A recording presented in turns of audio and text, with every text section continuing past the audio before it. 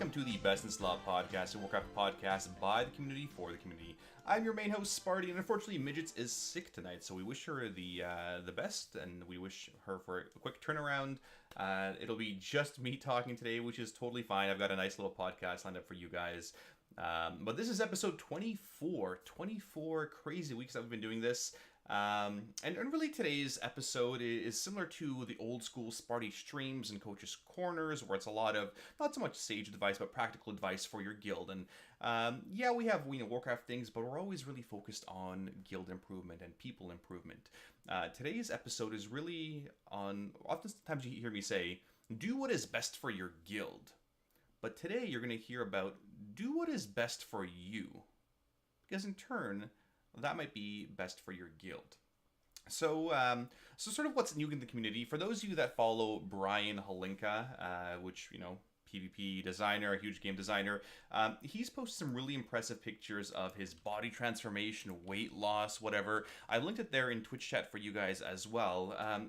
Pretty friggin' remarkable, what he's done in the past year and a half. And there's this whole story in terms of, what he's done in terms of his weight loss and what he's done in terms of his eating regimen and his training regimen and what he does, which is, it's pretty remarkable. So I definitely encourage you guys to go through that tweet and see where the progress has been. He lost 40 pounds of fat and put on all this muscle mass. He went from like 29% body fat down to like 11%, which is crazy. A lot of it was straight up discipline and just eating it right. He said, a lot of the gut stuff was just him committing to a fairly strict regimen of whatever he, of certain things to eat 6 days a week. And on the seventh day, he would eat whatever, burgers, pizza, ice cream, but obviously not gorge himself. And it's a really good thread. And one of the, and the reason I bring this up for today's podcast was, he's got a really good quote in there, and it says, "I have a wife, 2 sons, and an hour commute. They deserve my time. I've chosen to get into shape at the expense of playing lots of video games. This is sad, as I love video games, but something has to give." And, I can really, really relate to what he said there, because there's only so many hours in a day. There's only so much that you can do in any given day. And unfortunately, you can't do it all, right? Whether it's sleep or family time or streaming or playing video games or running your guild, there's not enough times in a day. And often, for those of you that have been around for a while, I've been streaming less and less and less because it's been more family time and more work. And, Sparty's going back to the gym now. So similar to, I'm sure there'll be, hopefully you guys have a nice nickname for me when, I'm down another 20 pounds. But yeah, something's got to give, and sometimes it's sleep, right? And so for him, here's a guy that's been in the gaming industry for a long time, right? Through Warcraft, through, playing video games. And like a lot of you guys do love those video games. He loves video games, loves what he does. And at some point he decided, hey, I've got to prioritize my family first and my wife and kids, and then getting back into shape, right? And at one of the end of his tweets, he says, something eventually clicked and decided, well, that's going to be his way of life now. In the same way, we all choose what is best for us. At some point, we definitely get there. We make some wrong choices along the way and some good choices. And, it's always learning opportunities. For me personally, it's been guild number 1 for 13 years. And I'm sure I've shared the stories plenty of times to you guys where, I started playing this game, 14 plus years ago. And second year university, the girl I was dating at the time says, hey, choose your stupid game or choose me. And of course I chose my guild, which I was running at the time, and probably about a year and a half into running it at that point. And of course, that was the right decision, as I am where I am now today, and I've got a great community, and I'm happy with my wife and, my awesome child. But yeah, there came a time where everything, like the guild, always came first. And, for 13-ish years, and then I started dating my wife, and we got married, and now we have a kid, and now it's, now they come first, right? And I've prioritized my family first, and then other things as well. So it's family first typically, then it's guild, then me and work, and then pretty much everything else in terms of, where I prioritize my things. And a lot of those things definitely fluctuate. As I've gone back to the gym and I've played less games, want to rely on more people's support to run the guild. Midgets has been a huge asset. There's plenty of officers and veterans and Zeros to Heroes that help support the team. I've relied a lot more on the current members and veterans in Death Jesters to help support the team. Because, at some point, obviously I've been trying to retire for 13 years, but at some point, you need to sort of, leave things behind and make sure things are successful, right? But what's important to me in all of this is the communities and the guild being successful. And as leaders, sort of decide what is important to you. What does success look like? How do you measure it? Is it a rank, right? For some guilds, it's a rank. Is it getting cutting edge, right? Our Wobble Gobble Zeros to Heroes team just got cutting edge, friggin' awesome. Is it your guild being successful without you, right? What legacy do you create as members, as officers, as guild masters, and as leaders? Your day-to-day impressions, the way you act, the way you treat people, the way you raid lead, the way you ask questions, the way you show up to raid or don't show up, or are prepared to raid or aren't. All of those are like steps in the sand. You're walking along the beach and those are all little steps in the sand and you don't realize you're making them, but you look back and you see those footprints, right? That's sort of your legacy when you decide to move on or you decide to do whatever else, right? Those are the memories people have of you, those footsteps. And 2 months ago, if I had retired or quit gaming entirely, I don't think the guild would have been successful, right? I don't think the community that I've created with so many friends would have continued on with the same philosophy that I had believed in. And of course, a month ago, I mean, obviously I couldn't let my guild die. I owed it to everybody else, least of all to myself, right? To ensure that legacy remained. And whether it was, not so much a Sparty legacy, but I definitely wanted that community to definitely thrive. So getting into the crux of today's episodes, there's two big points I want to get across. First, language is a creative entity. Okay, so language, everything you say and do is important, right? In some way, shape, or form. And the other one is I'm responsible for the energy I put into the space. So whether it's at work or your team or your guild, you guys as individuals are responsible for the energy you put into that, the attitude that you guys have. So let's say the first one here. So I've got maybe a fun conversation with our Twitch viewers, right? So somebody comes up to you and says, "Hey, I'm tired," right? So as viewers, as listeners, what are all the possible thoughts that go into your head, right? What are all the possible thoughts that go into your head when somebody says, "I'm tired," right? Feel free to just chime in there. And some of them are, you're thinking, okay, somebody says they're tired to you. Let's say you're a manager, you're a leader, and one of your players says, "I'm tired." Okay, so what am I thinking in my head? Well, one of the 1,050,000 possibilities of why is this guy tired? What does he mean he's tired? Is he sick? Did you get enough sleep? Did you go out last night? Are they trying to go, are they trying to get out of the raid, work, whatever it is? Am I thinking maybe I should get him a coffee? Maybe I should ask, can I do anything? Should I ask, hey, can you do your job? Are you a liability? All of those things come to mind, and we, as people, we are going to steer that conversation.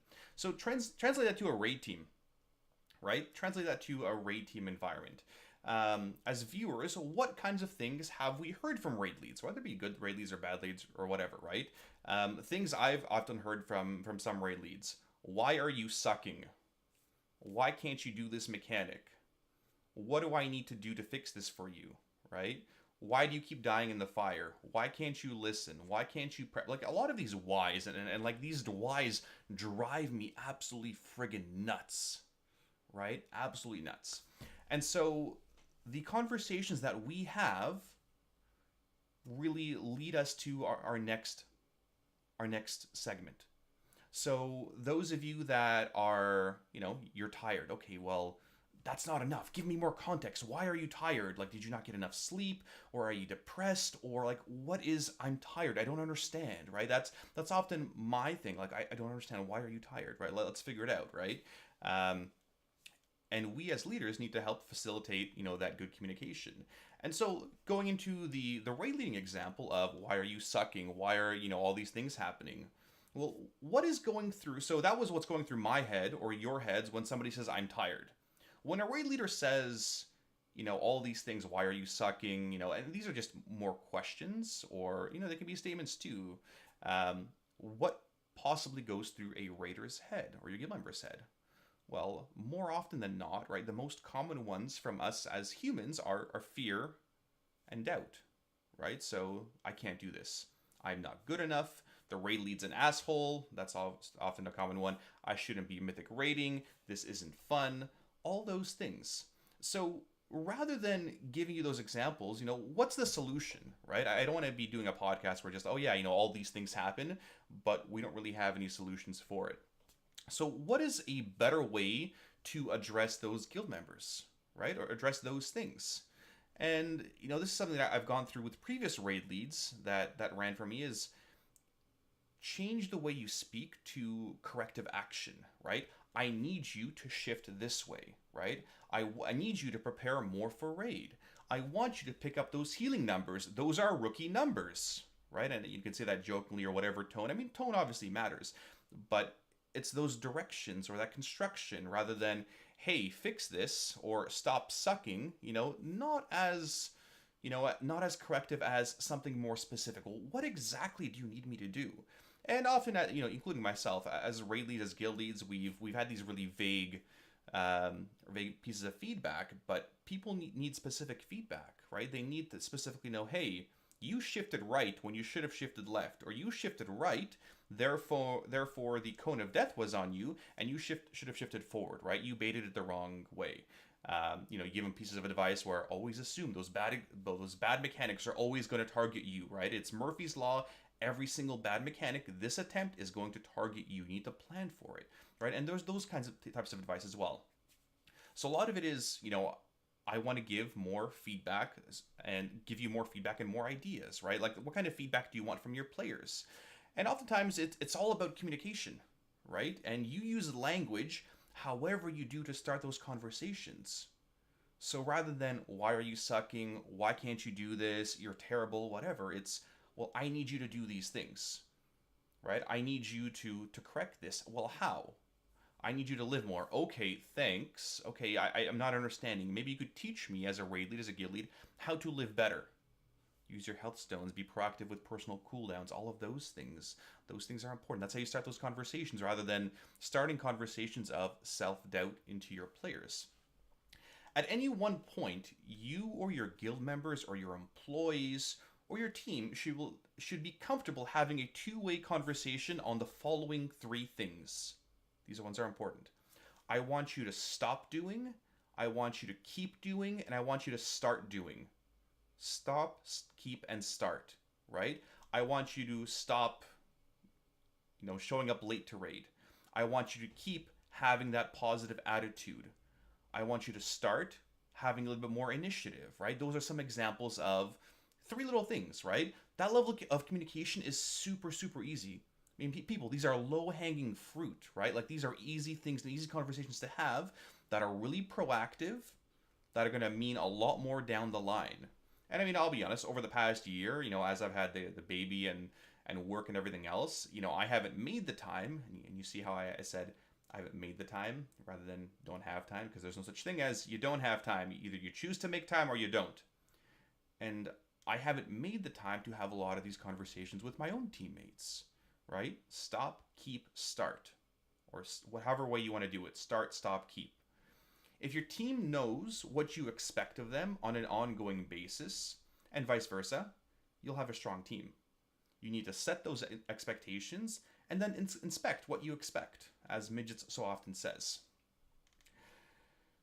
To finish off our little bit here, this goes back to our second point of I'm responsible for the energy I put into this place.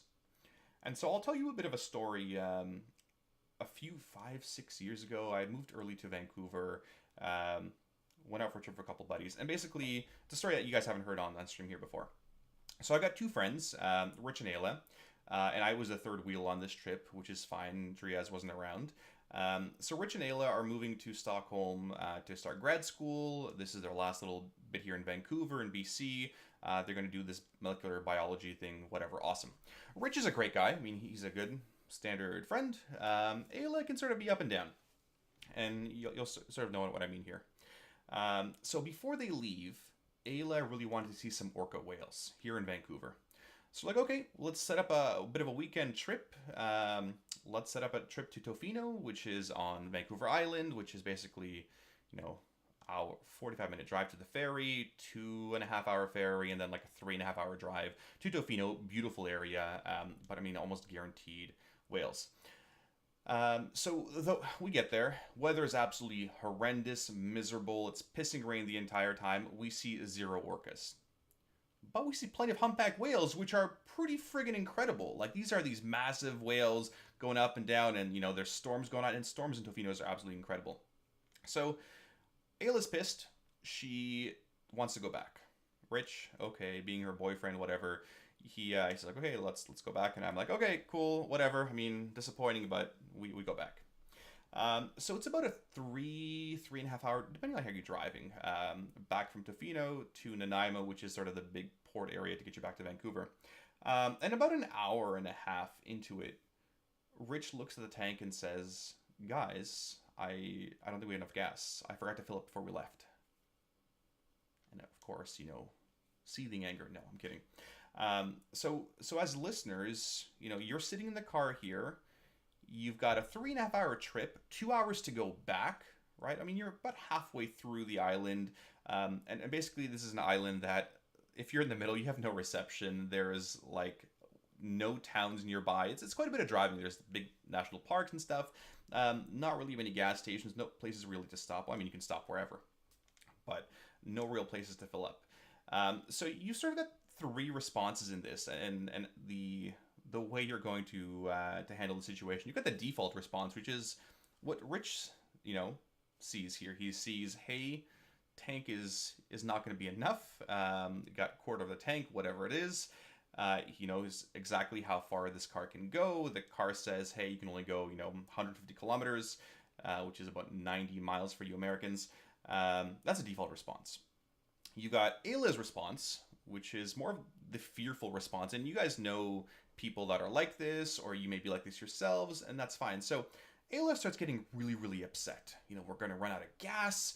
We're going to have to pull over. There's no reception. We're going to have to camp on the side of the road. It's storming. It's going to get windy. It's going to blow our tent over. We're going to get run over by a big truck. Worst possible scenario right away, right? You're going from, this is happening.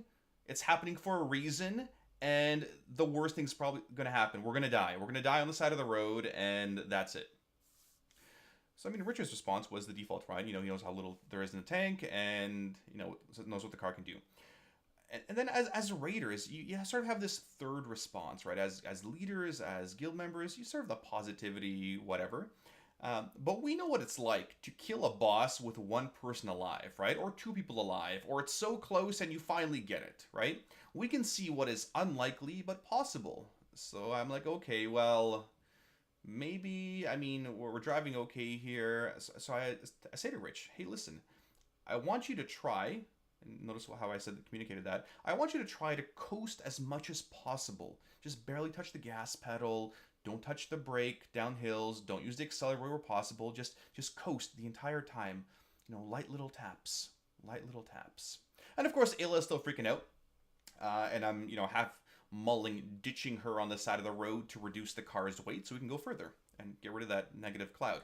And, increase our chance of success. So here we are, we're chugging along slowly, we're going, we're coasting basically. We're coasting, hoping we would have to stop because it is late, it's dark, it's got some rain outside, and we're trying to get there as efficiently as we can, of course, right? Efficient.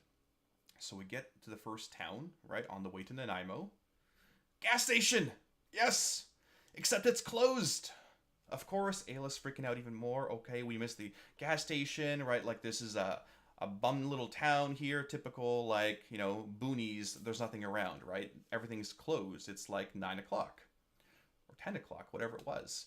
And, okay, keep driving along, keep coasting, right? Like, that stop sign's more of a suggestion. Let's not stop on that one. And, second gas station. It's 10 p.m. Of course the station is closed. Small town crap. So we go a little bit further, and we're going further and further, the third, fourth, and at this point, like, it's, we're getting a little discouraged here. Ayla's just upset, and you know what?